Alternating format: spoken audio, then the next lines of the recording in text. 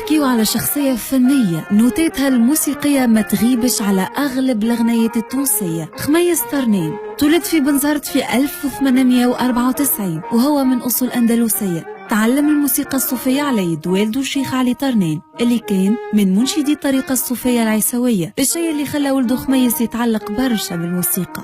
تشهر بالعزف على آلة العود الشرقي وبالغناء، وكان يغني لكبار المغنيين المصريين ويجي تقليدهم. في سنة 1928 سافر الشيخ خميس طرنين البرلين وغادي يسجل عدة استوانات. شارك خميس طرنين في عام 1932 في أعمال أول مؤتمر للموسيقى العربية اللي تعقد في القاهرة، وكان من أبرز المؤسسين لجمعية الرشيدية في عام 1934. بذل الشيخ خميس طرنين جهد كبير في تدوين نبات الملوف التونسي للإذاعة وتسجيلها.